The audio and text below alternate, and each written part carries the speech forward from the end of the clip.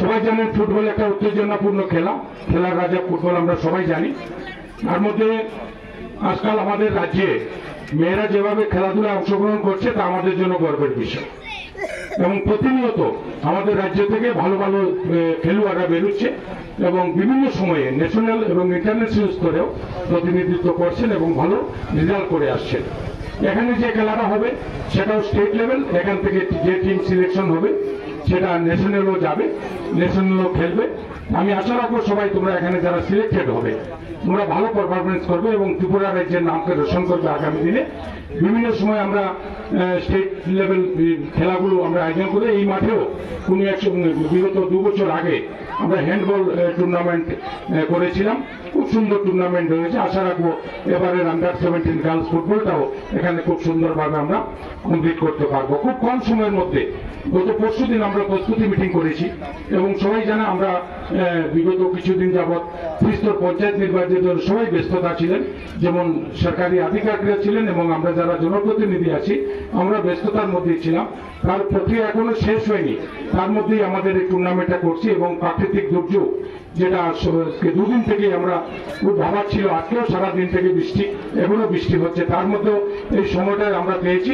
তার মধ্যে অ্যাডজাস্ট করে সমস্যা রেখেও সমাধান করে আমাদের এই কাজটা এগিয়ে যেতে হবে, কারণ এই খেলা আমাদের সব যেমন মনের সাহস যোগায় তেমন আমাদের মন মানসিকতা এবং সব থেকে বড় যেটা আমরা খেলার সঙ্গে যুক্ত থাকাই মানে আমরা বিভিন্ন বাজে যে পন্থাগুলো আছে সেখান থেকে আমরা দূরে থাকতে পারি, যেটা আমাদের সমাজের জন্য আজকালকে খুব প্রয়োজন। আমরা দেখছি বিভিন্ন জায়গাতে পাঞ্জাব কোনো এক সময়ে খেলাধুলা খুব অ্যাডভান্স ছিল, খেলাধুলা নয় সমস্ত ক্ষেত্রে পাঞ্জাব অ্যাডভান্স ছিল, আমি সেটা নিজে সাক্ষী। কিন্তু ওই নেশা বাজে নেশার কবলে পড়ে ড্রাগসের কবলে পড়ে পাঞ্জাব আজকে সর্বশান্ত হয়েছে, দেশের মধ্যে পাঞ্জাবকে আলোচনা হচ্ছে। কিন্তু আমরা চাই আমাদের ছেলেমেয়েরা যারা আছে ওনারা পড়াশোনার সঙ্গে সঙ্গে খেলাধুলাতে অংশগ্রহণ করার জন্য এবং সমাজের কাজে সমাজের ভালোর জন্য কাজ করার জন্য নিজের শরীর মন মানসিকতার সঙ্গে যাতে বাজে কোনো নেশায় আসক্ত না হয় সেদিকে লক্ষ্য রাখার জন্য খেলাই হচ্ছে একমাত্র মাধ্যম, যেটা আমাদের খুব প্রয়োজন। আর বিশেষ করে আজকে এখানে মেয়েদের খেলা, এটা আমাদের জন্য আরো গর্বের বিষয় যে আমাদের মেয়েরা আজকালকে এগিয়ে এসছে, সমস্ত খেলাতে ওরা অংশগ্রহণ করছে এবং কোনো অংশে মেয়েরা যে কম নয় তারও ওনারা পরিচয় দিচ্ছে। আগামী দিনে সেই পরম্পরা বজায় রাখবে। তোমাদের কাছে আমার আশা থাকবে আমাদের যে তোমরা সর্বদা ত্রিপুরা রাজ্যের জন্য ভালো পারফরমেন্স করবে এবং ত্রিপুরার নাম রোশন করবে। বৃষ্টি বিঘ্নিত দিনে আমরা যে এই সময়টা পেয়েছি তার জন্য আমি কি বলে দেবতার কাছে ঈশ্বরের কাছে প্রার্থনা করি যে উনি একটু সময় দিয়েছেন আমাদের। আমি সকাল থেকে খুব চিন্তিত ছিলাম, যোগাযোগ করছিলাম যে যদি এখানে সম্ভব না হয় তাহলে আমরা পার্শ্ববর্তী বাজার শেডে না হয় আমরা ওপেনিং সেরেমনিটা করবো।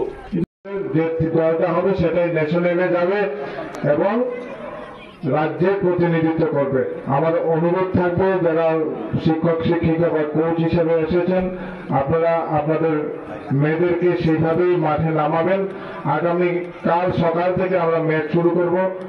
আজকে আমাদের একটা ম্যাচ করার ইচ্ছে ছিল কিন্তু প্রাকৃতিক দুর্যোগের কারণে আমরা আজকের ম্যাচটা স্থগিত রেখেছি, এখনো 2টো টিম আমাদের কাছে রিপোর্ট করেনি, সুতরাং আজকের দিনটা রেস্ট। আরেকটা অনুরোধ থাকবে, যেহেতু প্রচুর বৃষ্টি পড়ছে মেয়েদের কাছে তোমরা এরিয়ার বাইরে যাবে না, সবাই এখানে থাকবে এবং তোমাদের সব ব্যবস্থা স্যার এখানেই করেছেন, ঠিক আছে? সবাই ভালো থাকবে, ভালো খেলবে।